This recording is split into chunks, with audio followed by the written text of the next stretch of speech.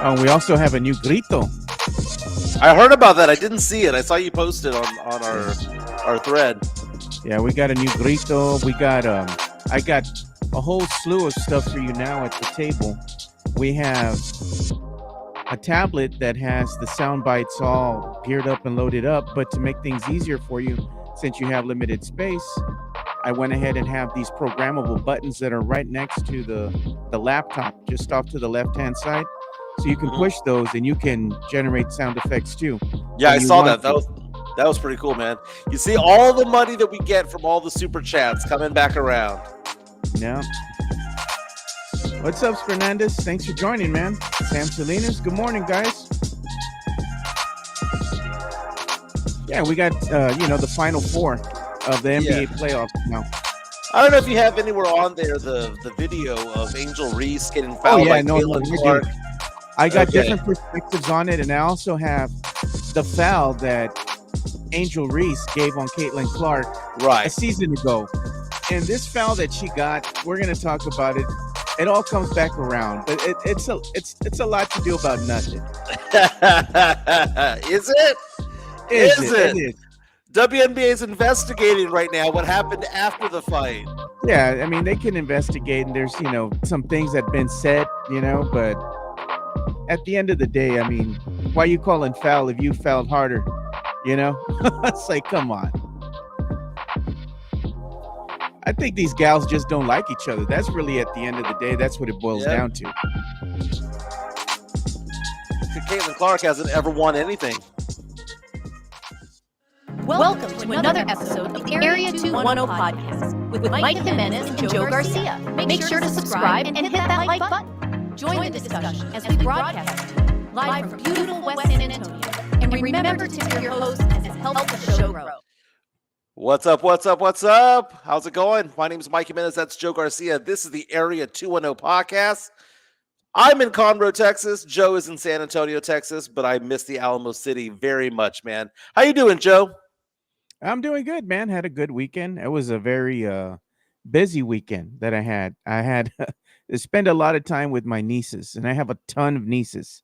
They're nothing going to bring you to your knees quicker than a little 5-year-old niece that I have here, man. She was running me ragged, had me all over Target. She had this whole thing planned out. She had me taking her to Target, Walmart, and where else did we go? Target, Starbucks. She wanted Starbucks. And then she's like, Uncle, I also want to go to the arcade. I'm like, girl, what are you talking about? She's like, Chuck E. Cheese. So I have to text my sister-in-law and my brother-in-law.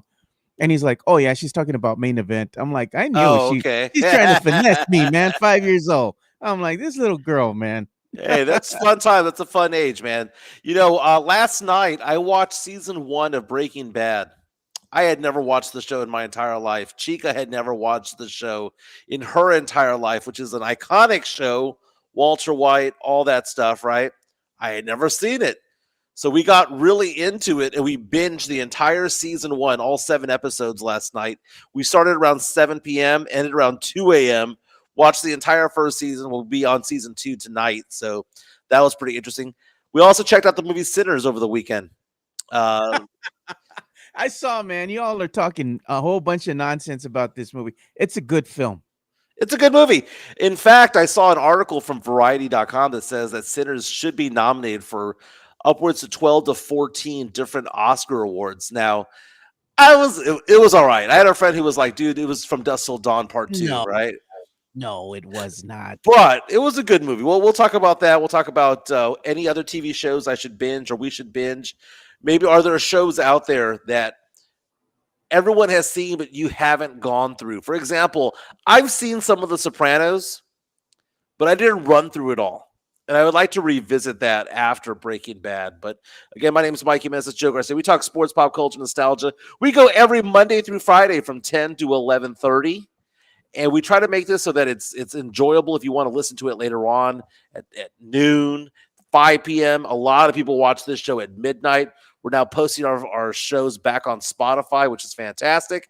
We have a lot to get into in the world of sports. The NBA is down to the Final Four. We got the Timberwolves, got OKC Thunder. We've got the Pacers and the Knicks. There's going to be a superstar or a star player that wins their first chip It's kind of like a passing of the torch, right? Because we thought Denver was going to advance. We thought teams like Golden State might advance, the Celtics, but no, it's going to be a changing of the guard. A new face of the NBA is going to emerge in the next couple of weeks or so. We'll talk about that. But when it comes to basketball, really the biggest story of the weekend was not Game 7 in the Western Conference.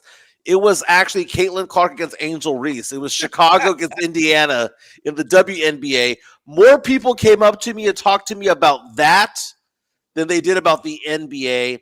Caitlin Clark assessed with a flagrant foul. Now the WNBA is investigating whether or not there were racial comments made against Angel Reese. We have to get into this. And you know what? We'll talk about this in a little bit, but we're seeing a little bit of the dust up and what happened afterwards. Was it fair or foul? Was it a hard foul? Was it a flagrant foul? Do you believe that Angel Reese and what the Chicago players are saying, that there were racial remarks being made by the Indiana crowd? We'll get into that. Blake Wesley of the Spurs reportedly scrubbed his social media, scrubbed his Instagram account. Does that mean he's gone from the Spurs? Can the Spurs actually rescind a team offer, a team option? Is that even possible? I have the rule book here at NBA.com. I have the rule book when it comes to it all. Lots to get into. We'll talk about some pop culture references as well along the way. Hope everyone has a fantastic time. Our chat is powered by MCS General Contracting. We already see Locked On Spurs, Jeff Garcia from Locked On Spurs, Sam Salinas, Superflash, Fernandez, Jesse A., Mexican Jr. up there in the DFW reaching out to us. We've got JHNSB as well. So hope everyone's enjoying the show. Fernandez is saying Blake's account is back. Okay, so we'll have to get into that a little bit. Okay, so let's talk about what happened over the weekend. The biggest news of the day, the biggest sports story of the day was not Game 7. It was Game 1, right? Opening weekend for the WNBA. Chicago taking on Indiana.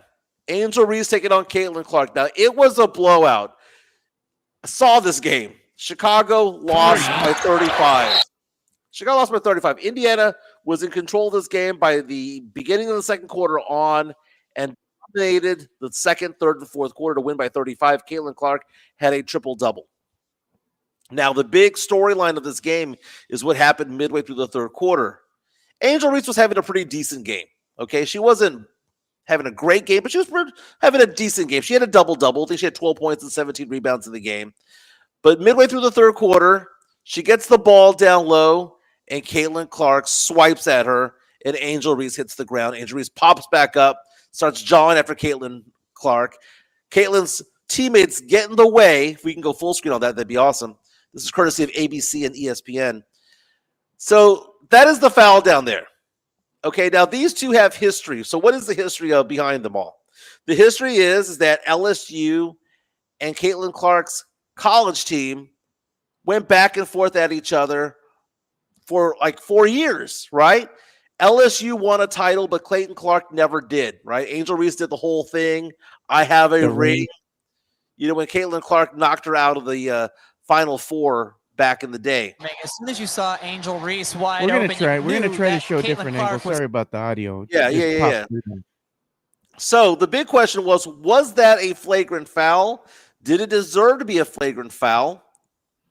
So let's take a look at this angle here. Look at this angle.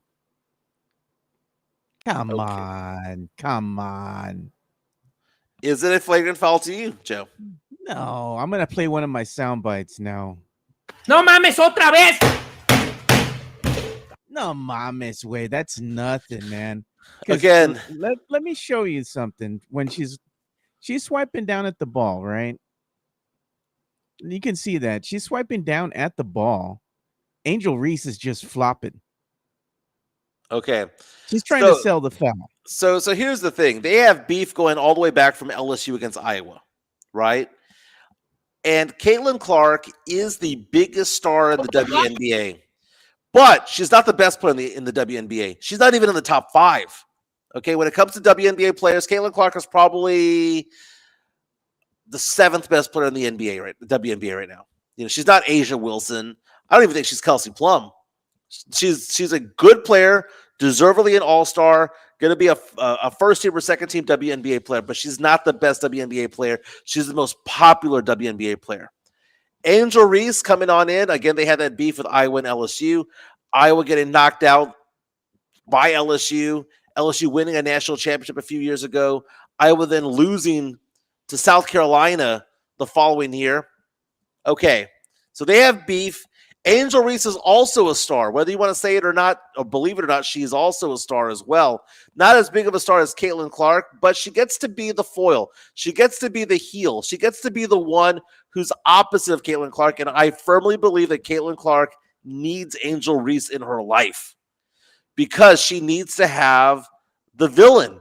She needs to have somebody there who's going to be the competitor, who's going to be the rival, right? Because she can't rival against the Aces. She can't. She's not good enough yet. But you get to have this subplot within the WNBA season. And again, Angel Reese brings better ratings for Caitlin Clark. Caitlin Clark gets good ratings on her own, gets great ratings on her own, gets mega ratings when it's against Angel Reese. So let's show that play one more time, Joe. Was this a flagrant foul? Because it's so funny. ABC shows this, and then immediately they go to commercial like idiots. They should have just kept going. They come back, and you see the referees talking about it. The referees ultimately did assess a flagrant foul to Caitlin Clark. Caitlin Clark runs to midcourt to protest it, but Angel Reese goes to the free throw line, makes one of two. What's the definition of a flagrant foul? A flagrant foul is a foul that could be one of two ways. It depends. There's a flagrant one and a flagrant two. One is maliciously trying to hurt somebody. That's flagrant two, right? That gets you thrown out of the game. Yeah. A flagrant one is a foul that is a little bit extra. Okay? It's not malicious. It's probably in the scope of the game, but it's a little bit extra. Did a little bit too much. Okay? Yeah. And how is this malicious though? Okay, so there's two parts of this play. Was this a flagrant foul? If you were to say, Michael, you go to I'm a high school basketball official. I go to if I had monitors, for example, right? Is this a flagrant foul? The answer is yes, it is. Okay. How? It's not the foul itself. It's the follow through is what it was. It was a great hard foul. What Caitlin Clark did was correct. You don't want Angel Reese to go over there and get a free layup. You want to send her to the line, right? Because she's not the best free throw shooter. You send her to the line. So it was actually the correct thing to do was for Caitlin Clark to go up there and foul her. No problem with that. I have no problem with how hard she fouled her. What got her in trouble was the follow-through extension with the arm. You know what? Fernandez brought up a good point, too, because he says nobody's talking about the push-off that Angel Reese had prior to this. They only show what Caitlin Clark did. Angel Reese pushed an opposing player underneath the basket. Yeah, it was for a rebound. And get the rebound, and Caitlin Clark saw that and then immediately went and fouled her to make her go to the line because she's not very good at the stripe. Well, that push-off that you see, we see in basketball games 20 times a game. Yeah. It's like, was there a push-off by Angel Reese literally 2 seconds before? Yes. Could she have been called for over the back or a push from behind? Yes, she could have. But that's a play that we see 20 times a game. It's also a play that we see that whenever you have the guy or the gal that's in front trying to box out, knowing that they're not in position, will then flop forward. We also see that as well. But that has nothing to do with what happened here, because the question becomes, again, courtesy of ABC Sports and ESPN, was this a flagrant foul by Caitlin Clark? The answer is yes. It's yes. But it was also a good hard foul. It was a good hard foul that went a little bit overboard. A little bit over. Now, here's the thing. Angel Reese has fouled the living crap out of Caitlin Clark before. Was it as bad as what Caitlin Clark experienced by other players, Angel Reese included? No, it's not. Well, let's go ahead and take a look here. Let's revisit. She has obviously been fouled harder. Let's revisit this. So why is Angel Reese calling foul when she almost took Caitlin Clark's head off? And it's called for a flagrant one foul. Look at that. Okay, go full screen that one.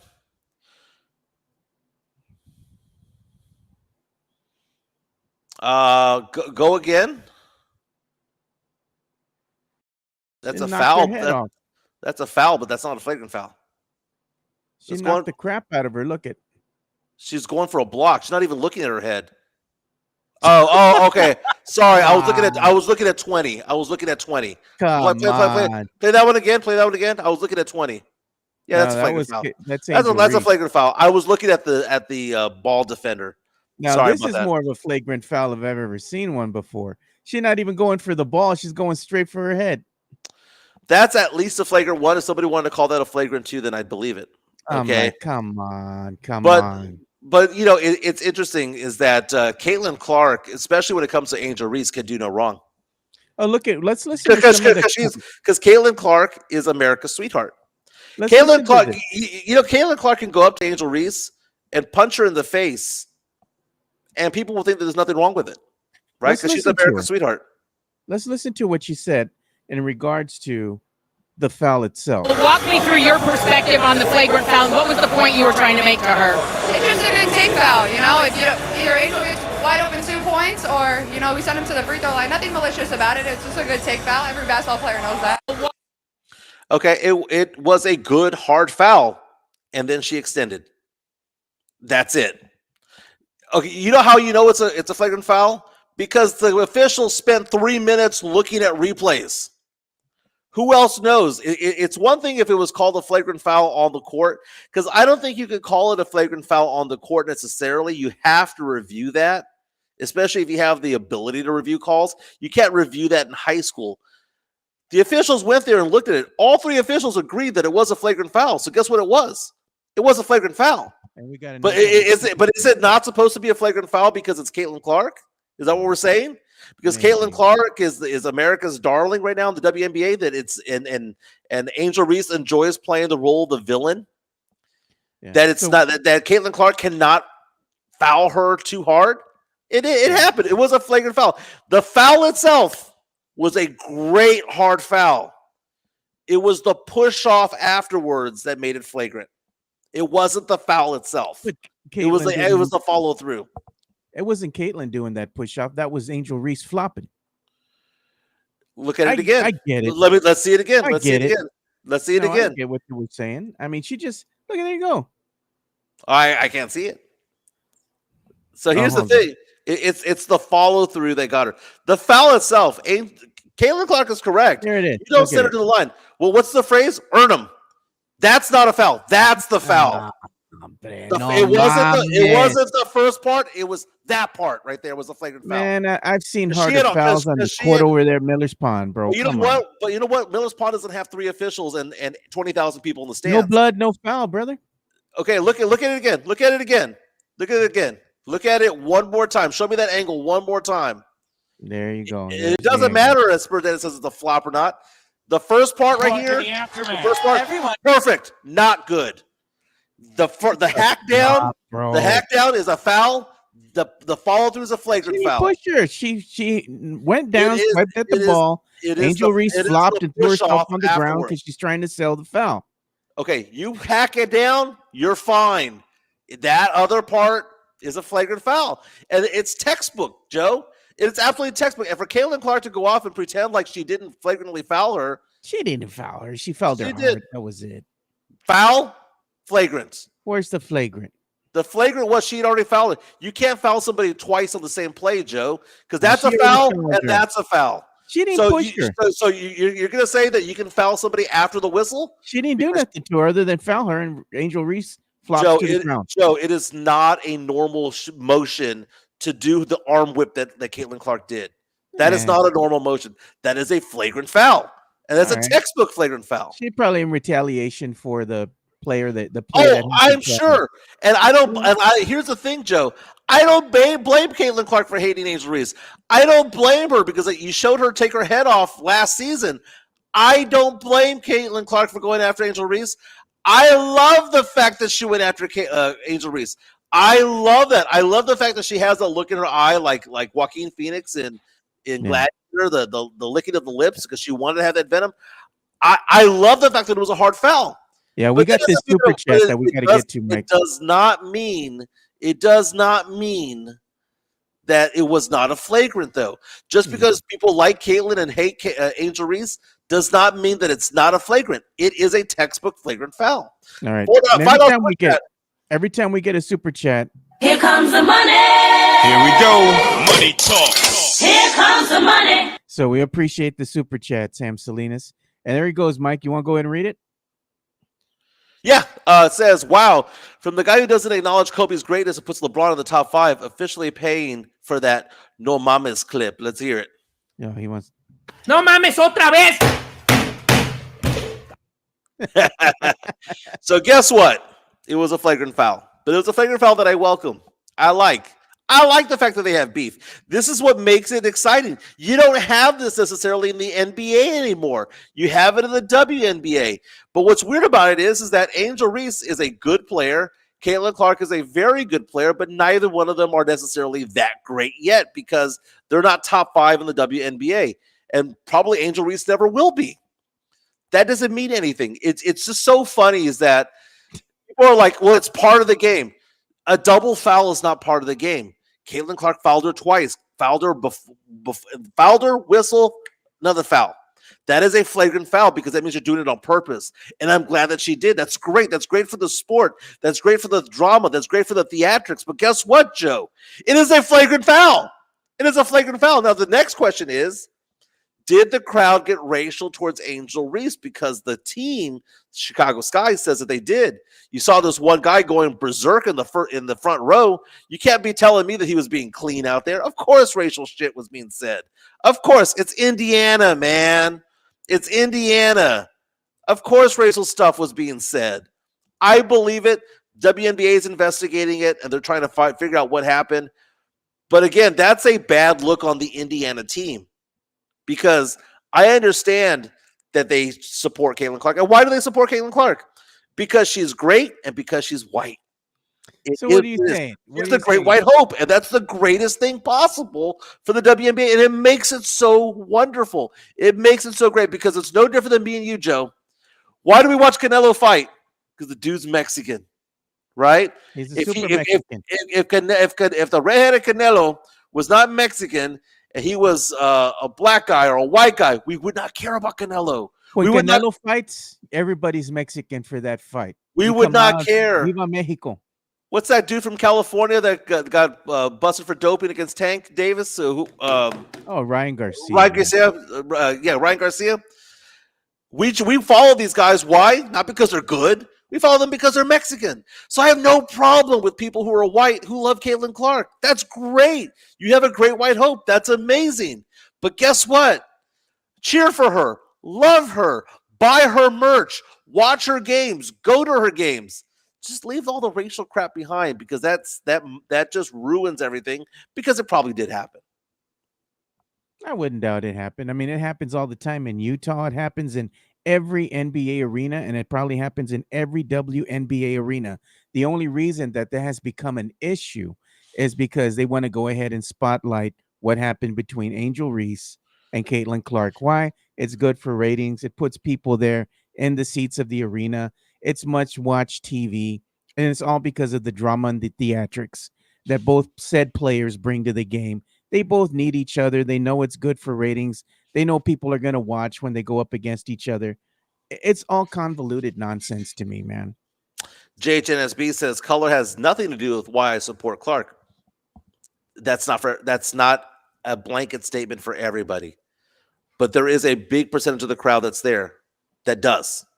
And there's a big percentage of America that does because she's white. And that's great, right? Because we see this in the NBA right now. Who's the best white NBA basketball player? Tyler Hero. And Tyler Hero is what, the 30th player in the NBA? Say what? Tyler Hero is the best white basketball player. American in the NBA.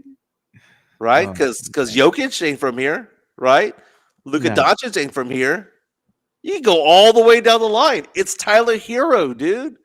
So, and Tyler Hero is going to be like a two-time All-Star in his career, right? That's all he's going to be. That's all he'll ever be. But I find the whole Caitlin Clark, Angel Reese thing to be interesting because there's so many different dynamics to go along with it. First of all, they're both really good players. Secondly, you have that rivalry that was that was brewing in college that we don't get in the NBA. The NBA, they're one and done, right? Where a bunch of 19-year-olds get drafted. But in the WNBA, you get 22-year-olds get drafted, and it makes it different. It's more theatrical. You get to see the rivalry build like we did with Magic and Bird back in the day. That's a beautiful part of it all. But the racial aspect, the racial component of it is true. Because here's the thing. If Caitlin Clark was not white, she wouldn't be as popular as she is today. But that's nothing against her. I'm glad that they have that because, again, we Mexicans cheer for Mexicans and white people going to cheer for white people. Not all it the is what time, it is. Mike. You said some of these guys are too ethnic for you, brother. Hey, I cheer for Canelo. I cheer for Ryan Garcia. The only Mexican I didn't cheer for, Joe, Tony Romo. Right? He played for the Cowboys, Joe. No mames, otra vez. But Joe. Take away the players from it all, right? Take away Angel Reese, take away Caitlin Clark. You have two random players, right? Let's say that was a point guard let's say that point guard was Tyrese Halliburton. Let's say that down low you had a big guy like Karl Anthony Towns. And the exact same thing happened, you would consider it to be a flagrant foul. But the flagrant foul doesn't change simply because you remove two players and add two players. It is what it is. It was a flagrant foul. You had three officials go to midcourt and watch it from different angles, and they all said what? Flagrant foul. Look at this. So it is what it is. Tony Ornelas, Mike speaks his own truth. That deserves the Kawhi laugh. We have a $2 super chat coming in from Mario Cavazos. There you go. Here comes the money. Here we go. Money talk. Here comes the money. And he puts, like the energy. He goes, like the energy, Jimenez. Keep on throbbing. Hey, I do what I can. 2.4 million people watched that game. And I'm going to go ahead and assume that after yesterday's Game 7 that we saw between the Timberwolves in the Western Conference Finals, the T-Wolves game. Oh, sorry, the OKC game against Denver, rather. I'm going to go ahead and assume that it gets better ratings than that. That game was a blowout, by the way, Joe. But now we're down to the Final Four in the NBA. We're going to have a new champion, right? Because these are four teams that haven't won in a long, long time. You've got the Knicks kicking on the Pacers. I know you're a big fan of the Pacers, Joe. You've got OKC Thunder against the Timberwolves. I know that Spurs fan right now is pissed off that OKC. They want anybody but OKC to win because the whole Chet Wemby rivalry, right? They don't want to see Chet Holmgren holding up the trophy before Wemby. They don't want to see him getting a ring before Wemby. You got to why? Why? Because I don't understand the logic behind that nonsense. Look, well, tell me. Look at this the way I see it. Let's say Wemby won the battle for Rookie of the Year, right? He stole Chet's soul with that block. All right, we get that. But if Chet wins a chip before Wemby, Chet wins the war. And what? At the end of the day, a Spurs fan don't want to see Chet Holmgren holding up the trophy. Do better. Don't come out there and play like a soft, moist-ass muff cake team. Grow a set of nuts and go out there and do something about it. Chet was drafted into a already built team. Wemby was drafted into a team that was awful. Okay, put together with spare parts from the junkyard, bro. So I asked this question on Twitter just an hour ago. Already 65 votes in. Who do you want to see win the NBA Finals? 38% saying Minnesota, 28% saying the Knicks, 25% saying Indiana, and just 9% OKC. Joe, how I say that we don't have rivals? Yeah. Right? I mean, who is the Spurs rival? We've asked this question before because it's not the Lakers because the Lakers don't consider the Spurs a rival. It's not the Mavericks because I don't see a lot of Spurs fans who hate Mavericks fans or the Mavericks team. I suppose it could be the Rockets, right? You saw Jeremy Sohan say F Houston a while back. But I think in my mind's eye, when it comes to it all, is it the Spurs' main rival Oklahoma City? It probably is because they had a lot of heated battles back in the day, when they were going into battle with Timmy and you had Kevin Durant and you had Harden, Westbrook in there, Steven Adams was there. I mean, let's go ahead and put it this way. I think Spurs fans are so jaded. It's because OKC is a team that bested the Spurs and sent Timmy down memory lane there with an L to end his career. It's beyond all that. You have Sam Presti as the general manager over there. Chip Engelland, the famed Spurs shooting doctor, has moved over to Oklahoma City. There's that big brother, little brother mentality where we were their big brother. But right now, big brother is Oklahoma City. Spurs are little brother when it comes to it all. See, the problem with Oklahoma City is that I think they're a very good team. I think they're a good team. I think they're good enough to probably get into the NBA Finals. Now, at the end of the day, I think what's going to shine through, so to speak, is just grit and toughness. And right now, if I'm looking at what team is scrappier in the NBA playoffs, I got to go with the Indiana Pacers. I know it's not a popular take, but it's a take that I'm going to go with. I'd like to see the Indiana Pacers win a chip. This team has not won a chip for their city ever. And then Right. Reggie Miller was catching strays because Knicks fans wanted to say F you, Reggie, and because they have a heated history with Reggie. I get that. And he's going to be calling the games to end the broadcast over there at TNT as far as them broadcasting NBA games. And how fitting would it be with, that whole thing ending with Reggie Miller calling the commentary? Well, so I'm going for the Pacers. It's fitting that the Knicks and Pacers go at each other again, Yeah. right? I mean, it's very fitting Good because for TV. it's great because the whole history behind both teams. I mean, the 90s, they were trying to get past Jordan. They were trying to get past the Rockets, and they just couldn't do it, man. Who can forget Reggie going like this, choking, when the Knicks choked the game doing the choke job to Yeah. Spike Lee. Remember when John Starks melted down at the free throw line and just couldn't hit a bucket, and you saw, what were they down? 7 points in it was like 8 points in 30 seconds, something like that. They came back to win that game. Reggie Miller, that push off that he had, the presence of mind to take a step back and chunk the three and just nail it. That was great basketball back in the day. And to see the Knicks, who haven't won a title since the 70s, Joe. I'm 48 years old. The New York Knicks have not won, and that's supposed to be the mecca of basketball. The Knicks have not won an NBA championship in my lifetime or in your lifetime.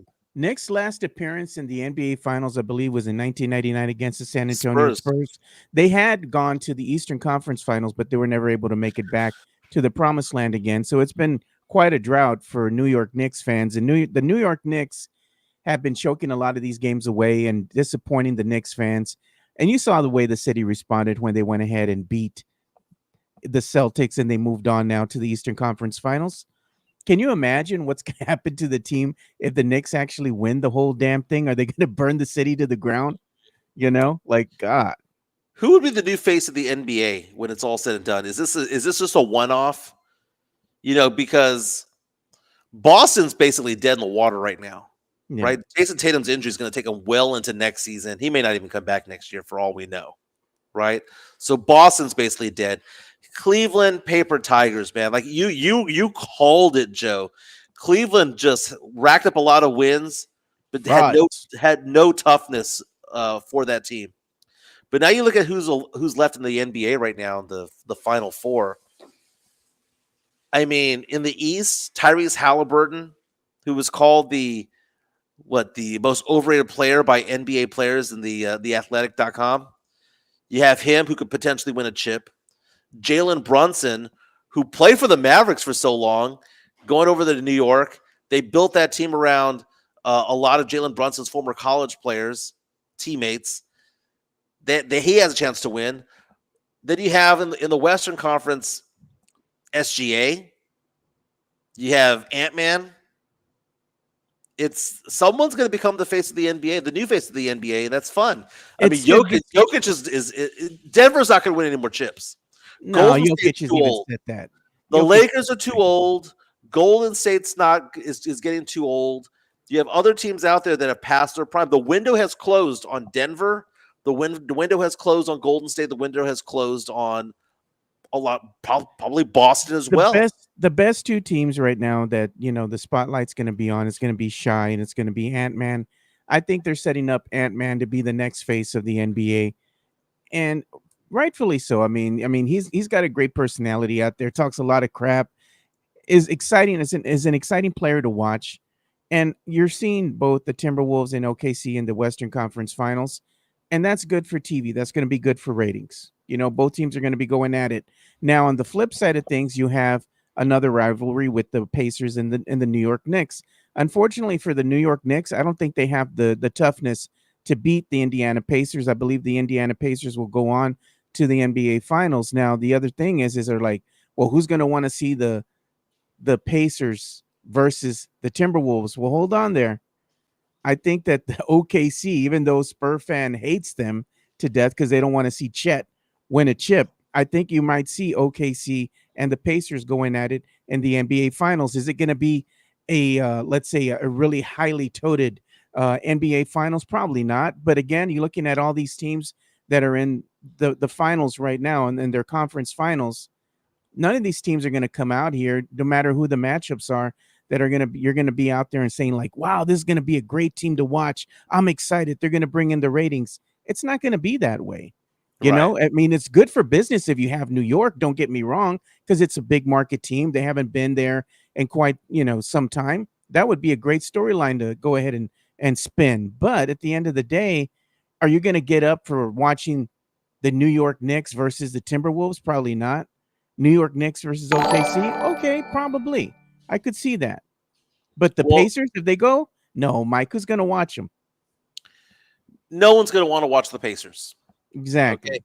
It's so much so that if there was an NBA game going on where it's like the game one of the NBA Finals in Indiana, and Caitlin Clark is playing that day, they'll want to watch Caitlin Clark play a regular season game than the Pacers in the finals. Truly believe that. Indiana would be an awful draw for the NBA Finals. It would be, but it's fun to watch though. Exciting. Yeah. For a small market team like San Antonio, it's fun to watch, right? Because you see all these big markets go down. You see the Lakers go down. It's like, you saw Shay with the Lakers in 5. It's fun to see them all go down. I don't see any team beating Oklahoma City in 4 times in a series. Yeah. Not gonna happen.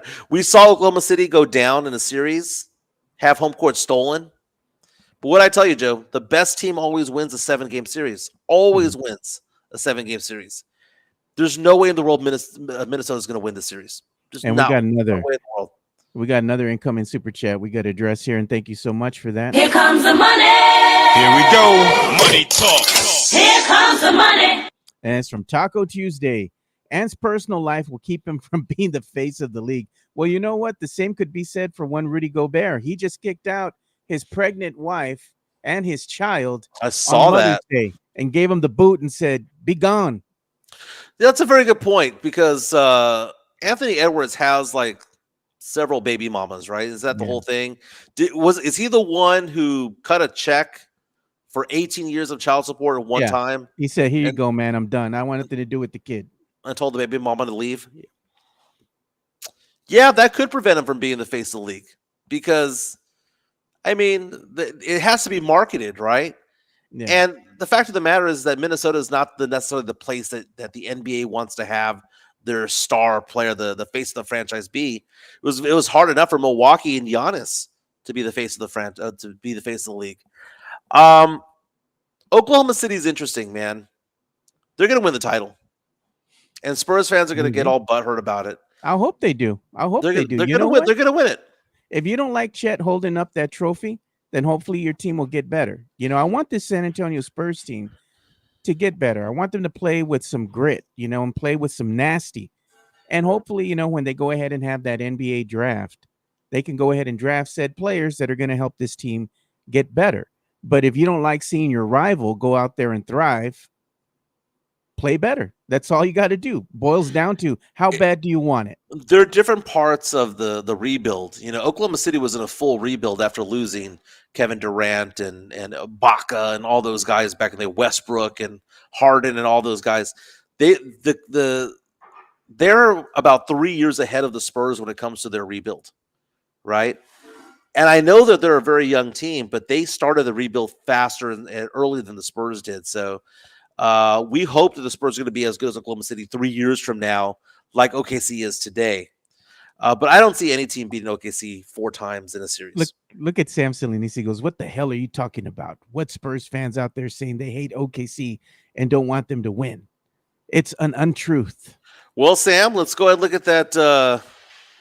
Let's go ahead and look at those poll results because, again, I knew the team with the fewest amount of votes would be Oklahoma City. I knew it. There you go. Still at 9% with 69 votes in. Yeah, but even on the X, like you go on the X, you go on Facebook and social media, you see the chatter with Spurs fans saying, they want any other team to win but OKC.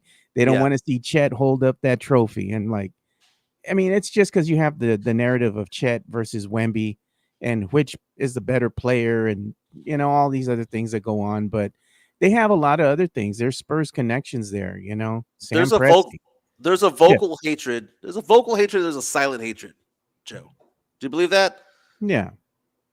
I interrupted. Keep going, sir. I'm sorry. No. I said there's just those connections that San Antonio has to OKC and the narrative between both teams. And OKC was, they were made fun of because they were stacking draft picks for so many years. And it's like, well, look at, even though they have all these stacked draft picks, they really haven't really amounted to anything.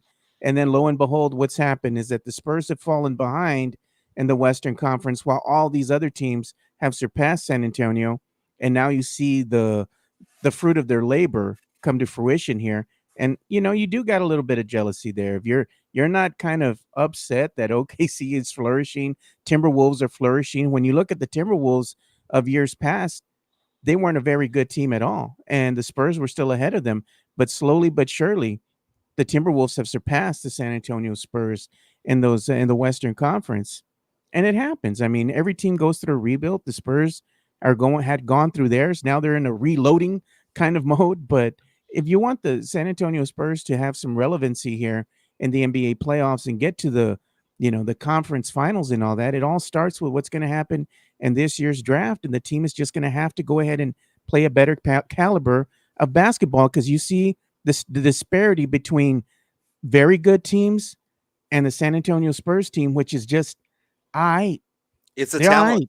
It's a talent development, which is why we need a Dylan Harper on this team with the number 2 pick in the draft, because we saw when the Spurs were picking at 9 or not 9. Yeah, it was 9 when they got Jeremy Sohan back in 2022.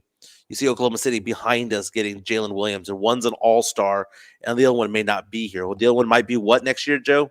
Gone. And look at this. We got another incoming super chat we got to address here. Here comes the money. Here we go. Money talk.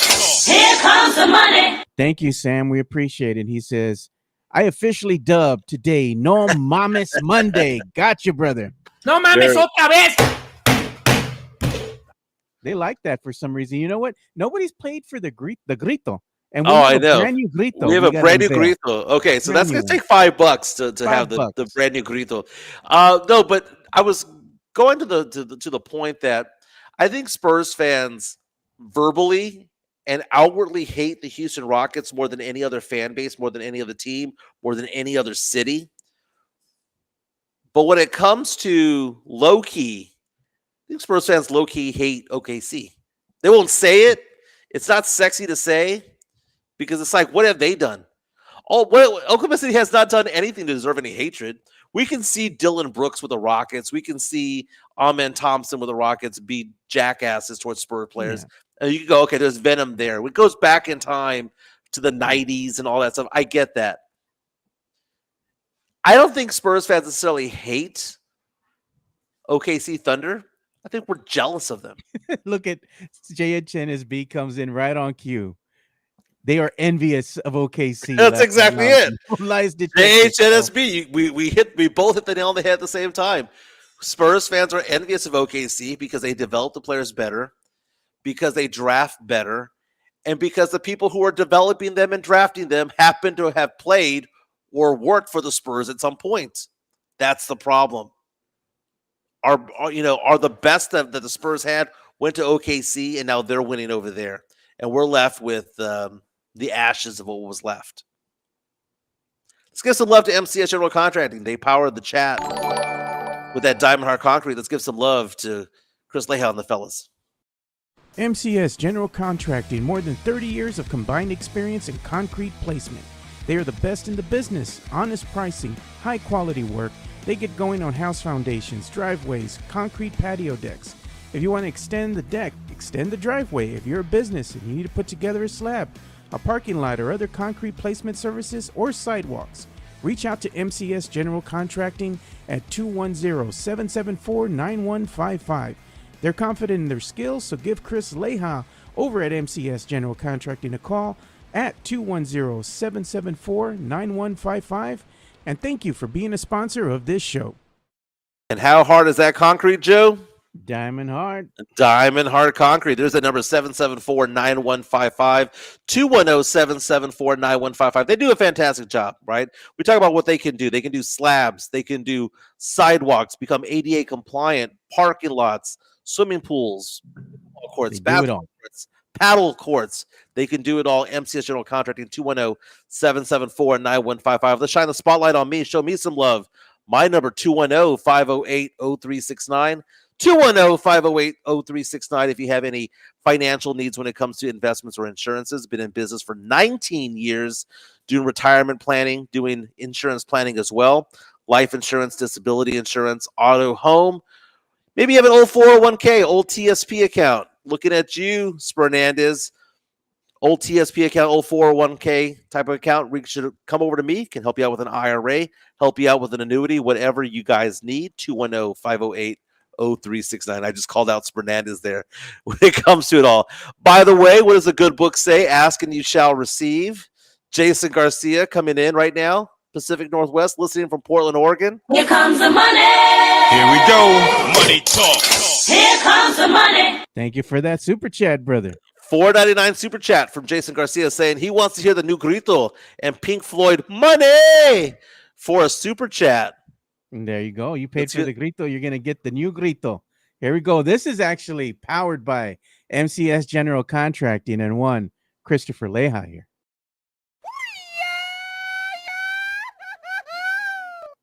I remember that. Wait. Play that one again. Yeah, I know where that's from. I know that's with the Three Amigos, isn't it? Did you CGI or what is it called? AI'd his AI face. Leha? Yeah. I'm still here, El Guapo. You know what? Let's give him the original Grito because I like the original. The Market I don't have the original anymore. I got rid of it. No, dude, that was classic. I had to move on, dude. I had to move on. I don't have it. I mean, I have it here, but I don't have it loaded up. Okay. You know? Three Amigos is a great movie, man. Yeah. That's one of my favorite movies of all time. But the Grito's going to be changing, man. It's going to be changing. It can't always stay the same. So we got to evolve the Grito. But I made it shorter because everybody was like, that Grito's too long. So I'm like, all right, we'll go ahead and shorten the Grito, but we'll make it a little better. We'll make it better. It's going to evolve. July 26th says RIP Old Grito. I think people are going to miss it, Joe. They were tired of that old man. Joe, speaking of Gritos, I'm trying to convince Chica to go with me to go watch Metalachi perform. Have you seen Metalachi? I've seen them before. The heavy metal mariachi band? Yep. I've seen them twice. I went with my brother-in-law both times. It was so fun. Yeah, but I was going to say that might be a little too ethnic for you, man. Dude, I've gone twice, man. I saw them both times. What is that theater that they have across the street from what used to be the Spaghetti Warehouse downtown? They always change the name, the Box or something like that. Oh, yeah. It's in that industrial district there. Yeah. So I've seen Metalachi perform there twice. They're good. They're fun times. Okay. They play like Bon Jovi and Ozzy Osbourne music, mariachi style. You know what I was gonna go and do is I forgot where it is. I think it was the Empire Theater that they have a rock anthem kind of show that's gonna be coming up here. I think it's in June, and they play nothing but 70s and 80s rock from back in the day. And it's like a big old party there in the theater. I was thinking of taking my good friends with me and having some fun there. It's on a Saturday, so I might do something like that. That's kind of more my jam, playing all that classic rock from back in the day. That's Sounds like cool, fun. Dude. Sounds like fun. Cool. Oh, we got another incoming super chat coming in. Let's see. It hasn't loaded on my screen yet. Hasn't loaded yet. The super chats. We get the notifications here faster than we do when they finally sync up. So here we go. Oh, here we Here go. comes the money. Here we go. Money talk. Here comes the money. Thank you, Matt Lerma. Matt Lerma saying, un mas grito. Go Spurs, go. We like the guys we have, quote unquote. Yeah, here we go. Let's Thank hear you it. so much, Matt. Appreciate it. Let me go ahead and get rid of a super chat on screen real quick. There we are. And we'll play the new grito for you. Thanks for the support, Matt. We appreciate it. Tony Ornelas having a comment about Chica, saying Mike's nugget looks like she can do a nice grito. Is that Well, true? Figure that out. She kind of ruined the grito too because she says, because she's part Apache like I am, and she was saying that the grito is nothing more than the Apache battle cry. Oh, that's right. She did ruin the grito. Yeah, She did. it's Telling funny us- though because I'm and she's walking around, by the way. She has the day off. She's over here. I'm telling her, Joe says, babe, that you ruined it because you called it the Apache war cry. She's not lying. She wasn't lying when she said that. It's funny though because I remember when I first met Chica and we're talking and she's like, I told her, you know, I just found out that I'm part Apache. She's like, she looks at me and she's like, well, how much are you? And I said, I'm more than half. I'm like 56%. She's like, oh, okay. I don't know, man. I warn her if we go to an Indian reservation for like casinos, they might not let her back. Keep her there. I know. I was talking to her and I was telling her I was doing some research here, and they were like, if you're 50% or more, you could actually go and live on the reservation. You could claim your land, your little piece of the pie there. You just have to be part of the native nations. I didn't know you could claim land. That's cool. You gotta be part of the tribe. So you have to go in there and like they have to accept you. You have to show your lineage and all that kind of stuff. July 26th reaches out to us and says, tell Chica, instead of doing the grito, do an Apache war cry instead. it's kind of all the same, Joe. Hey, you know what's pretty cool, Joe? Go on to my Twitter account real fast. Sure. I posted photos last night of my cousin Andy at Dodger Stadium. Okay. I am very, very, very proud of my cousin I'm Andy. gonna Here's go the ahead and thing. look him up. I grew up with 4 older sisters. I did not have any brothers growing up, but the 2 that were the closest to me were my cousins. The 2 people that I consider my brothers are my cousins Andy and Lonnie. Yeah. And if we can go full screen on that, my cousin Andy this weekend on Saturday threw out the first pitch at Dodger Stadium. That is awesome. That is a dream come true for him because ever since he was little, I knew him as a baseball player. You know, he played semi-pro and minor league baseball back when I was growing up. He's about 9 years older than me, so that was very, very cool. So I knew him as a baseball player. He wanted to do that for a living, got hurt, ended up becoming a firefighter, and he was named the 2024 Firefighter of the Year in Los Angeles. And because he got that honor, and because also he was manning the emergency response, he was in charge of the emergency response at the World Series there at Dodger Stadium, Chavez Ravine. They asked him to throw out the first pitch, and he did. And look at that form. You can tell he played baseball growing up, right? Yeah, he has a good form there, dude. Yeah, he's not tossing it. He's hurling it. Yeah. That's very cool, He man. got it over home plate, no problem. Yeah. Andy's my brother, man. Lonnie, his brother, also my brother. That was very cool, man. And his family was out there. That was amazing. I grew up, I remember going to watching his games when he was playing semi-pro ball. He played catcher and second base. And dude, he could hit back in the day, man. He had a great arm. It was amazing, dude. Amazing. But what a moment, man, for my family out there Look in at California. that. Tony Ornelas is requesting a nugget for the grito. I was like, all right, we'll see what we can do. Because like I said, the grito's going to change, man. Yeah. He says he doesn't like the new one. He goes, I'd buy that for $1. All your cousin has form. Well, July 26th saying these grito tariffs are hitting us hard. They are, brother. That's what happens with the tariff, man. Found they Selma Hayek grito. I could put her face on a nugget, maybe doing a grito. Yeah. Yeah. I could do that. Okay. Make that happen. Hey, Joe, was Blake Wesley acting out over the weekend? I don't know, man. They said it was a glitch. It was a glitch in the system. Was it really? Okay, so for those of you who don't know, if you scrub your Instagram in sports, it basically means what? You're not going to want to play for that team anymore. Yeah. right? So the Spurs, Blake Wesley, reportedly scrubbed his Instagram and took down all the photos. Fernandez was telling us earlier that it appears that they're back on. But for some reason or another, his stuff was gone, right? And Blake Wesley, make no mistake about it, is the odd man out this year when it comes to the Spurs. The Spurs picked up his team option back in October of last year. And one of the questions I had this morning was, can you rescind a team option? Because I'm seeing these fake accounts out there saying the Spurs are going to rescind Malachi Branham and Blake Wesley. But the fact of the matter is, according to NBA.com and the rules that I've been reading, and yes, I did get nerded out this morning and started reading this. Here are the rules. You can't rescind it. So he's a Spur. So next year, the backcourt's going to be De'Aaron Fox, Dylan Harper, Stephon Castle, Devin Vassell, and Blake Wesley. You're going to have those five in the backcourt. And one of the things that a lot of Spurs fans have started to get in love with Blake Wesley was that he played well towards the end of the season. He showed some flashes. Spurs first-round draft pick from 2022 is picked in the 20s. But the fact of the matter is that, well, he's one of the what-ifs when it comes to the Spurs. Because what if he hadn't gotten hurt his rookie year? He looked pretty good his rookie year. Got hurt, missed more than half the season. And then by the time he came back in the second season, he was far behind. He had to go back into the G League.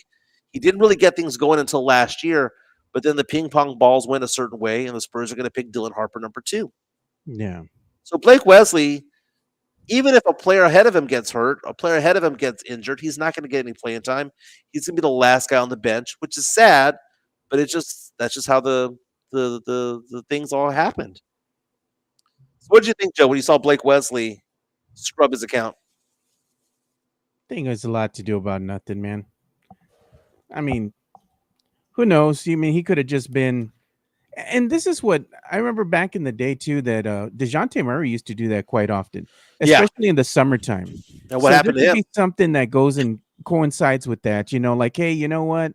Maybe I just need a break from social media for a little bit because they want to get back in the gym and they want to practice on their game and they don't want the distractions. But I mean, for all intents and purposes, at this point in time right now, his Instagram is back up. He's not very active on there already. He's only got 10 posts up there. But I mean, he's got a following, 54.6K followers. Maybe he just wanted a break. Maybe he just wants to go and work on his game. Maybe that was part of the cleansing process. Because let's face it, man, at the end of the day, social media can become quite toxic. We know that, man, looking at what happens on a daily there on any social media platform. So someone asked the question, who was Sam Salinas, asking the question, okay, but can they cut him? Can the Spurs cut Blake Wesley? Okay. And if so, what kind of salary cap hit would that be? Well, according to Spotrac.com, his dead cap value is $2.6 million. And the Spurs have eaten salary cap space before. We saw that with Marco Bellinelli and DeMar Carroll. Players like that in past years where the Spurs have eaten salary. But for what dead cap space basically means is that it gets deducted from your salary cap. Like, even though he's not on the team, you're still going to have to pay him his salary. And this amount, the $2.6 million, is deducted from your team's salary cap. Yeah. Maybe the Spurs go in that direction because guess who else they also picked up, Joe? Malachi Branham. Yeah. So that's 6 guards on that team right now, which, I mean, there's only 5 positions and there's 15 players. So to have 6 guards wouldn't be that bad. But if the Spurs go off and draft another one at 14, or they draft another one, or they want to bring somebody up, one's got to go. Yeah. Well, several got to go here because you have some projects that haven't really panned out for the Spurs, right? You look at, and I know you have mixed emotions when it comes to Champagnie, but then you look at Malachi Branham, Blake Wesley, I mean, where do they fit in the long term with the Spurs' current trajectory, in this timeline? If you're trying to go ahead and go into the draft and draft players, that are hopefully going to be NBA ready and help your team win now, there's not going to be enough roster spots at the end of the day. You got to start making moves now. Maybe that those moves are going to start being had in this offseason And again, they got to say goodbye to some of these players. But at the end of the day, are you really going to miss like a Wesley, a Malachi Branham? Probably not. Right. You know, Matt Lair reminded us on our YouTube chat line, powered by MCS, that the Spurs had to pay Primo for 2 years after he got cut. that is true. It was dead cap space. He was still under the contract, So whether said player is here or not, you got to go ahead and still pay him. And Tavarius asking the question, can the Spurs just trade Wesley or trade Branham? You can. What are you going to get for him? If the Spurs don't want him and the Spurs are one of the worst teams in the NBA, what trade value do they have? They have no trade value. Oh, look at Chris Leha, man. He says it's 11:07, May 19th, and it's still fuck them picks. He's gonna get the Kawhi Leonard laugh. Okay, well, let's talk about that. I'm glad that Leha brought that up because did you see over the weekend, if you can go on to Giannis Antetokounmpo's Twitter account, Okay. he was doing tweets at 1 a.m. the other day, and it was the funniest thing because he kept on retweeting people telling him, hey, go to bed, dude. Why are you on Twitter? And somebody asked Giannis the question, what do you think about Mexican food? And his response, Joe? I love it. I love it. The other interesting question was they asked him who was his favorite wrestler of all time. Did you see that one, Joe? Yeah, he said Eddie Guerrero. Eddie Guerrero. Joe, he's a Dallas Cowboys fan who loved Eddie Guerrero, who loves Mexican food. And look at that. Sounds like a Spur to me. They said, do you have a favorite NFL team now that you've been in the States a while? Packers and Dallas Cowboys. He already fits in here, bro. Come on. Well, he has to say Packers because he plays in Wisconsin. But he said Dallas Cowboys. How about them Cowboys? He gets that Jimmy Johnson. How about them Cowboys? Yeah.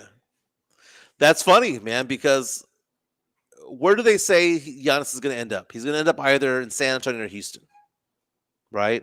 If you want the picks, you come to San Antonio. If you want the players, you go to Houston. And I think he's kind of angling for that in a weird way. And it's one of those things where we're going to be very, very, very upset with ourselves if we don't get Giannis. I know that Leha likes to say F them picks, right? I get it. And I'm not saying that I would be upset if it happened. If given the choice, I'd rather have Dylan Harper on this team for 8 years than get Giannis as a 2-year rental and get rid of our war chest of picks and all that stuff. I'd rather have Dylan Harper and the picks.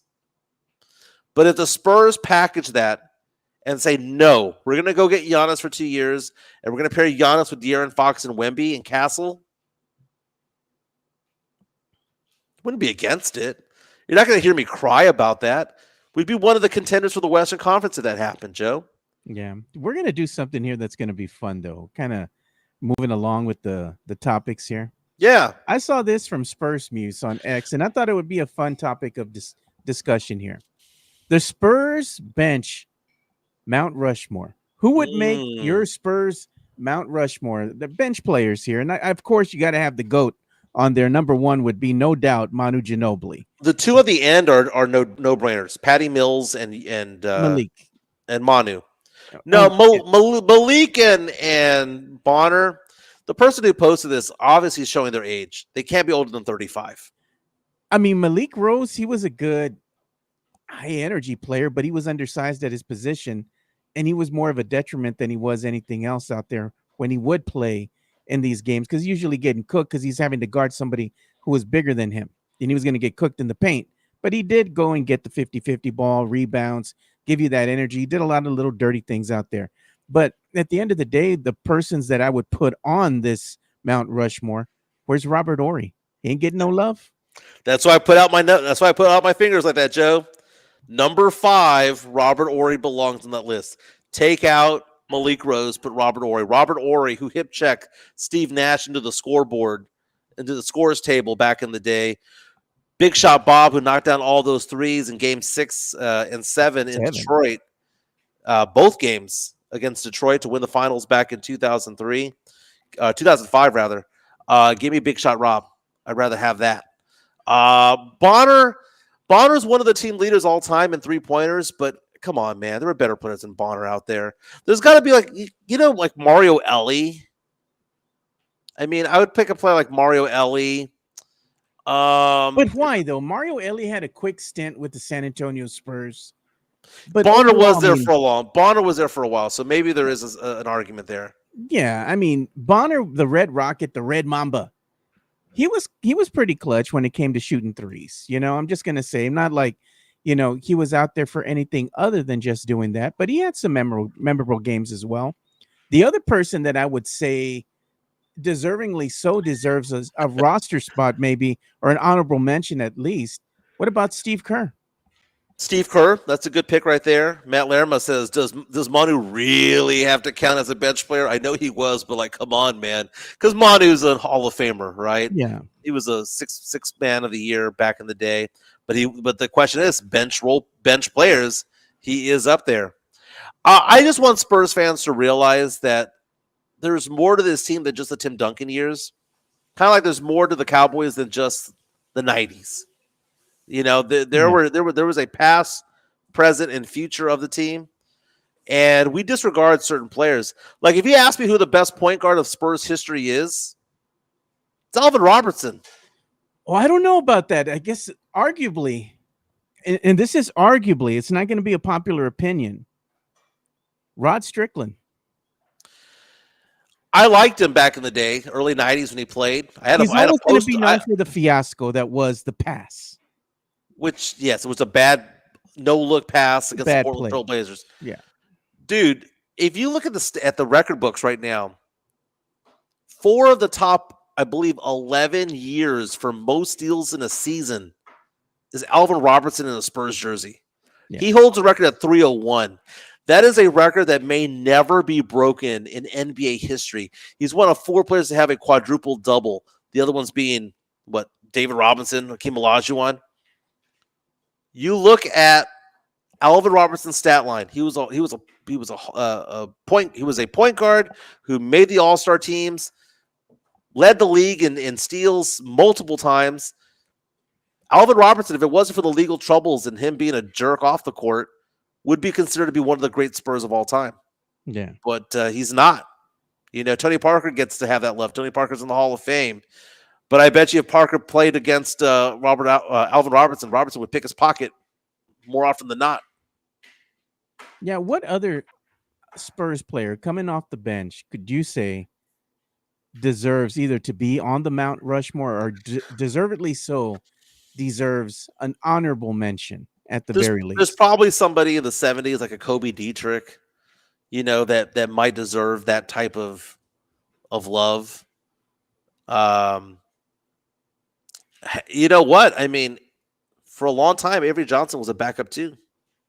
Avery Johnson was. His name isn't getting mentioned very much, and he's rightfully, deservingly to be somewhere mentioned on maybe the bench player. But I think Avery Johnson is always going to be remembered for that guy that knocked down that corner shot that actually sealed the deal for the San Antonio Spurs and took them to the promised land of their first chip in '99. And one of the biggest shots in team history.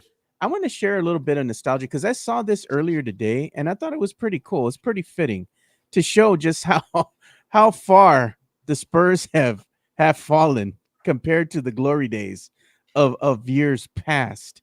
And I saw this on the official, let's say, Spurs Facebook group that's on the X. So I'm going to go ahead and show this to you guys. I'm going to go ahead and hide that. I'm going to show you what it was like if you never seen the Spurs win something. What everything was about back then. A parade of revelry. Thousands of fans who love their Spurs. Look at this right here. It didn't take long for the championship T-shirts to hit the market, and folks even waited diligently outside a department store to get theirs. All the while, more and more people poured downtown, and when traffic came to a halt, they just danced in the highway. Now, at times things did get a little out of hand, but the celebration itself was newsworthy. At this point, everybody seems to be doing exactly what police ask, and that is have a good time, party, but for goodness sakes, party sensibly. We had several San Antonio police officers out here just standing by just in case, but they say there have been no problems and they're very... Awesome. That's pretty cool to go back in time to see that back in. Yeah, I'm going to go and kill the audio. Back in 1999. Joe, I hate to admit it, Joe, but I wasn't even in San Antonio when the Spurs won their first title. I went to the games. I went to the home games here in San Antonio when it happened, but I was actually living in Corpus Christi at the time, and I was at my friend Paul's beach house, and we were having a party there in Padre Island watching the Spurs finals game when they won. And I remember all my friends coming up to me that were there saying, "Can you believe the Spurs are NBA champions? We never thought we'd ever see that happen." Corpus Christi is a really big Spurs fan base. I know the Spurs go to Laredo a lot. They go to the Valley a lot. Obviously, they have a couple of home games in Austin every year. But you go to any sports bar in Corpus Christi, and it is decked out in two colors: Cowboy blue and Spurs black. Every single one. Yeah. We also got an incoming super chat from Matt Lerma. Appreciate Here you. comes the money. Here we go. Money talk. Here comes the money. So he's saying Tony Parker better than Steve Nash. Prove me wrong, you can't. Well, Steve Nash was an back-to-back MVP. Back-to-back MVP. Steve Nash was also named in a song. Promiscuous by Nelly Furtado back in the day. Take the Spurs goggles off right for a second, Mike. Steve Nash was arguably, for those two MVP years, he proved that he was a better point guard than one Tony Parker. He came away with the hardware. Okay, the better career obviously is Tony Parker. Obviously. I think that 3 or 4 year area, like the height of Steve Nash's career was better than Tony's. The height of his power was better than Tony's, but the longevity, the greatness, the coming up when it mattered in the playoffs. If you want to say that Nash is better, great. He was a better regular season player, but Parker was a better playoff player than Nash was. Look at Tony Parker has his own damn song. Tony Parker was also a rapper in France. Singing his bad rap. Come on, bad man. rap, dude. That wasn't very good. Let's be honest. Let's be honest. I mean, Tony Parker was a good point guard for the San Antonio Spurs in his heyday. You know, I have no doubt about that. And there was times where Tony Parker had to be one of the best players on the Spurs squad, especially in the NBA Finals. Who can forget what he did when they were going up against the Heat? You know, he had some memorable moments there as well. But, you know, he was getting near the end of his career when they had faced the Heat, you know? So we have Mario Cavazos reaching out to us on our YouTube stream saying that he was in the middle of downtown in 99 all effed up, he says. Fernandez saying 16-year-old me was cruising downtown in my lowrider convertible Cavalier. Was 100. The old school Cavalier, the Chevy Cavalier. And you know what's funny about those Chevy Cavaliers? Yeah. That the Chevrolet, the little Chevrolet, something would always fall off. So when you would look at these cars, it said Chevrolet Cavalier. Yeah. That was the first. It's funny that Fernandez said that because that was the first car I ever got to drive to school. Was a Chevy Cavalier? Was that vehicle. And it was not a very cute vehicle at all. Not a very good-looking car. It turned no heads. No. And I dented that son of a bitch so quickly, dude. The door. It was made out of thin sheet metal. Sam Salinas, TP gets a bad rap for his bad rap. I like it. You know what other car was like a death trap just waiting to happen? The Suzuki Samurai. And the Geo Tracker. Wow. Remember that? The Geostorm Tracker? Yeah. That car, man, if you turned 30 miles an hour and you just took an abrupt turn, man, that thing was kind of rickety. It wanted to flip over every time you did a turn, dude. I was always scared. My favorite vehicle of all time is my truck now, right? I have my Dodge Rebel. Yeah. That's my favorite vehicle of all time. But second is my 1995 Toyota Celica. Dude, why Toyota selling Celicas? Had the spoiler in the back, had the moon roof, the 6-disc changer in the back. God, remember going up with that booklet of CDs and having to be like, all right, we got to pick 6 CDs. We got to pick good ones. And then putting them in the back. Oh, my God. Good times, man. Good times. Well, I had one of these back in the day, too. So I'm going to show you all. It was clean, man. I remember my aunt, she had given me this car, and I drove around in it. The white 1986 Cutlass Supreme, dude. Are you a cop? What is that? It was all tinted out, bro. Look, it was beautiful, man. The interior in that sucker was nice. It looked kind of like this, more like this. It was a nice vehicle, dude. It had a nice ride into it, man. I appreciated it, though. It was a nice little cruiser, man. A lot of good memories in that car. Joe, are you up for a tall tale? Oh God. What the fuck is this?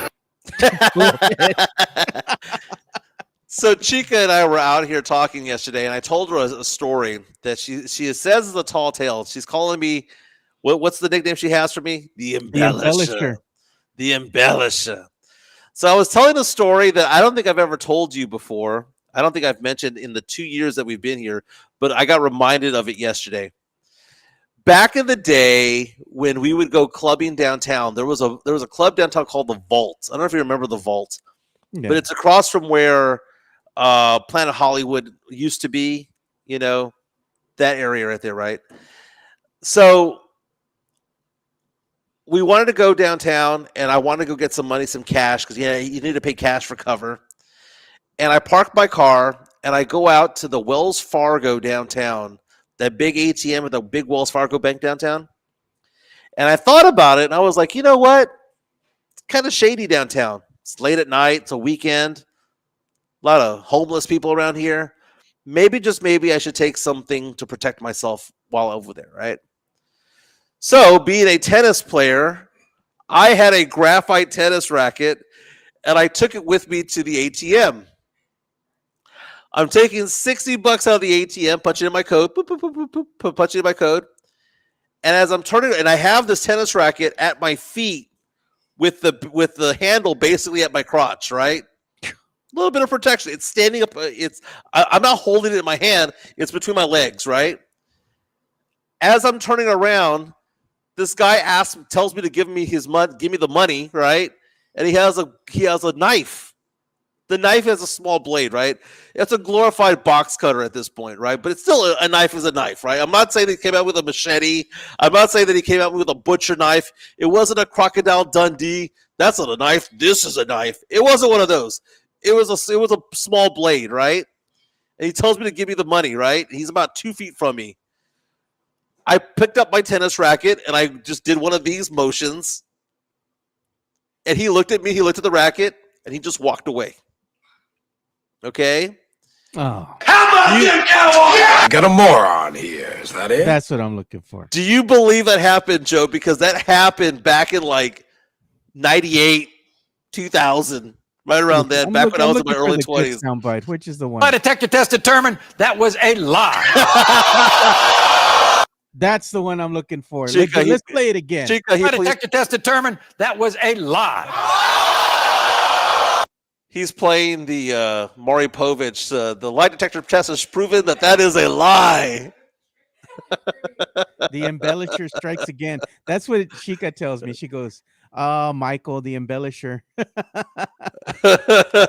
Tony Ronaldo reaches out to us and says, okay, just realized today Mike is a white guy. A tennis racket as a weapon and not a knife. So what was I going to do? Pull out my own knife and have that dance like in that Michael Jackson video back in the 80s? Was it Beat It? I did like this, man. Matt Lerma. This is the whitest story Mike has ever told. Matt Lerma says this is the whitest story Mike has ever told. I was gonna so Chica and her brother are laughing at me yesterday, saying as I'm telling this story, saying that I was gonna forehand his ass, that I was gonna hit him in the face, and he was gonna have like those indentions of the little squares from the tennis racket. But it wasn't one of those John McEnroe wooden rackets, dude. It wasn't one of those from the 70s. It was a graphite racket. So I just had it here. I turned around. He pulled out a knife. I instinctively just went like this with my racket. And he took off. You're talking about using, something that's sports related to protect yourself. This time it was a racket. I'm going to tell you all the story. wait, real fast. Mario Cavazos with this comment of, that's a fucking lie. You peed yourself. Okay, go ahead, Joe. Oh, no. The funny thing is when I worked at USAA years ago, me and my good friend, Richard Giron, he sat right across the cubicle from me. And we had signed up to do this one. I guess it was like they would teach you how to like putt, right? And how to play golf and stuff, right? Teaching you the basics in golf. Yeah. And we signed up and we forgot about it. And he's like, hey, bro, after work today. We have to go over here to the sports center that they had over there, right? It's like the fitness center, because we remember we paid for that thing that we got to do now with the golf and all that. I'm like, oh crap, I forgot. He's like, do you have any golf clubs or anything in the car? And I'm like, no, bro, I don't.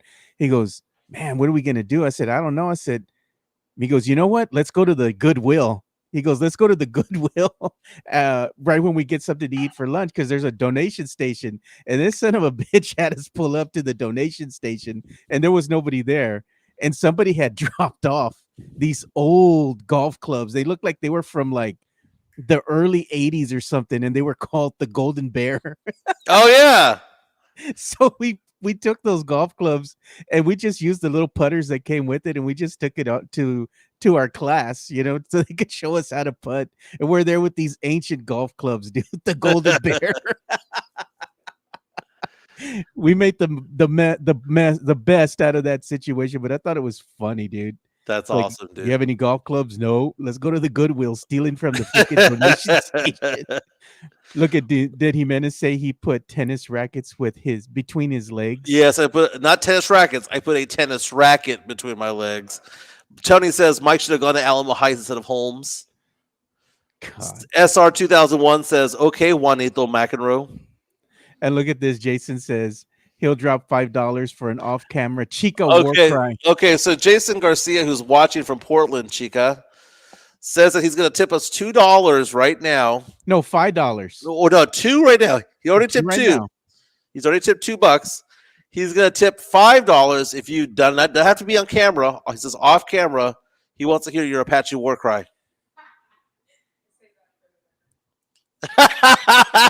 Can I say that? She says she saves that for the bedroom. Oh. That is a very Chica response, man. Oh, God. Goodness. Chica making an entrance. Yep, Chica's on one today. I like Fernandez saying that his weapon of choice back in the day was the club. the club. That could double as a weapon. It was like a big ass wrench, is what that was. Remember that thing? You used to have that on your steering wheel. Remember? Yeah. Remember that scene from the movie Swingers when they all pull up at that one little that lounge, and all 5 of them do it simultaneously. Oh God! Hey, thank you, Jason. By the way, for the $2 tip. Appreciate you, Jason. So tonight, Mike, voice memo. This is your homework. Due tomorrow at 10.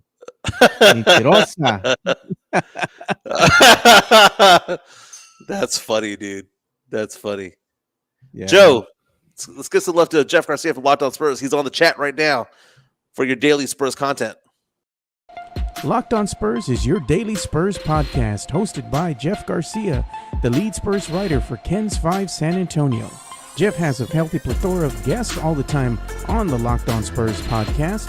You can also follow Jeff on Threads at Jeff G Ken's 5 SA. You can also follow Jeff on Twitter at Jeff G Spurs Zone. So make sure you go ahead and give Jeff a follow not only on Threads and Twitter, but also on YouTube at youtube.com/@Locked On Spurs. This is where you're going to be able to find the replay of the Locked On Spurs podcast. Make sure to like, subscribe, and share. And our good friend Jeff Garcia has more than 7,500 subscribers on YouTube. I'm oftentimes on that podcast. Joe is oftentimes on that podcast. Who's his guest today, Joe? Looks like he's going to get Rudy Campos from Sweep the League. He's going to be on Locked On Spurs today. And it looks like Jeff's going to be talking about guard controversy. He says Dylan Harper's potential impact on the San Antonio Spurs, with special guest Sweep the League, which is Rudy Campos Jr. That's a very, very good thing to discuss today. He also is talking about the fact, the story on Kens5.com that you can get linked to through Jeff G Spurs on Twitter about Julian Champagny hosting his first camp. The Mike Taylor Cook-Off was this past week, so there's going to be a benefit concert on June 21st. Very cool, 5 p.m. to 11 p.m. Mike Taylor and Reed J giving back to the community. They do a fantastic job. Yeah, love them both. Love them both.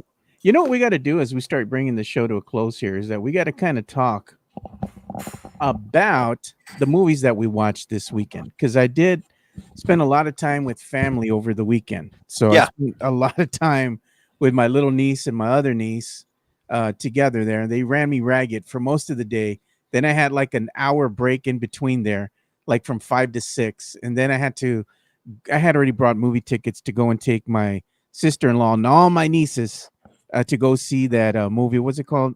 Final Destination Bloodlines. Oh, is that any good? It's a movie that you don't have to don't ask a lot of questions. It's a popcorn flick. You just sit down and you enjoy it for what it is. But I got to tell you, once you see this film, you're going to come away, and I know it's funny, but you got to see the film to get it. The star of that film is a penny, an actual penny. You got to check it out, dude, to find out what I'm talking about. But it was all right. It was a good flick. It's kind of gross, man. Some of the death scenes were gruesome, but I enjoyed that kind of thing. It was fun. That's what Final Destination's all about. Yeah, Now, Chief and and I saw Sinners over the weekend. Yeah. That was a good movie. 97% positive on Rotten Tomatoes, 97% positive to the viewing public as well on Rotten Tomatoes as well. I enjoyed it. It took me about 45 minutes to an hour to realize that Michael B. Jordan was both characters. I did not realize that there was the same guy that he played the twins. I was like, what is this? The Winklevoss twins from back in Social Network? That's what it reminded me of. What is it? Smokestacks. Smokes and Stacks. Yeah. Good movie. I'd recommend it. Problem with the movie, Joe. I made a big boo-boo, Joe. About 2 hours in the movie, when things are getting all dramatic, someone's cell phone went off, and that someone was me. I am someone. Oh God. And the funny part about it all was that my ringer, which is never on, I have it either very low or not, or buzzing or whatnot. It was blaring loud. It couldn't have been any louder. And it took me like 7 or 8 seconds to fumble through my phone to find it, right? To find my phone, turn it off. I was all nervous. I'm fumbling my phone. So for about 7 seconds, as things are getting dramatic in the theater, I'm fiddling with my phone. I'm sitting in the middle of the damn theater, right? Who was on the other line? Who called me? By the way, I had Do Not Disturb on. Yeah. So when you have Do Not Disturb on, you don't get calls. The only time you get calls is what? If you get back-to-back phone calls from the same person. Yeah. So was it my mom that called? No. Yeah. Was it my dad? No. Any of my 4 sisters? No. Was it any of my 2 daughters? No. Was it my boss? No. It was James Pledger. No, God. Pledger called me back-to-back times. And the first time he called, it got picked up by Do Not Disturb. The second time he called, it bypassed that, and my phone was going off in the theater. God. That's awesome. That's awesome. But Sinners, I thought, was a good film. It's different from Dusk Till Dawn. It is not a remake of Dusk Till Dawn. Dusk Till Dawn had vampire hunters actually in the film. No, don't give away too much from Sinners. No, I'm telling you, Sinners isn't a Dusk Till Dawn kind of remake. It stands on its own. It stands on its own because at the core, like I told everybody here, they do have some powerful imagery there that portrays a great representation of music of old and today. I thought it was a great meddling of the two. Here's the thing, Joe. When I watched that movie, I had no idea who was in it. I knew Michael B. Jordan was in it. I knew Haley Steinfeld, is that her name? I knew she was in it, right? But I had no idea what the whole topic was going to be about. I had no idea if it was rated PG-13 or R. I had no idea about anything of the movie. When I was watching the movie, I thought to myself, so did Tarantino or Robert Rodriguez direct? So I see the parallels, not so much the storyline, but the way the story was presented. I do see a lot of parallels to it because if Robert Rodriguez had done it or if Tarantino had done it, they would have done it the same way. And it shared some of the DNA. It wasn't the same, but it had some of the DNA. Yeah, it was set in a different era. This one's more like in the 1930-ish era. Mm-hmm. You know, it was good, man. I enjoyed it. I mean, if you're looking for a different take on a horror film that has to deal with the vampire genre, go and check out this film. I think you'd enjoy it. It was very good, man. It was a long movie too, but it was fun times. But we've hit our hour and a half, Joe, so we got to take off. Thank you so much, everybody, for the super chats. And again, the super chats, we don't pocket them. It gets put back into the show. Better equipment, better technology, and things like that. So thank you so much for all. Stop the cap. Well, sorry, I was disconnecting to show them. This is what it buys. Stuff like this. Very cool. Joe, I got to take off. We'll be back tomorrow. We have game one, finally, of a conference finals tomorrow. We'll dive into that. We'll talk some more Cowboys and Spurs tomorrow, man, but we'll be back. Everyone, thanks for being on. Chica, thanks for being on. We'll be back tomorrow. All right. See you boys tomorrow. We're out. Peace.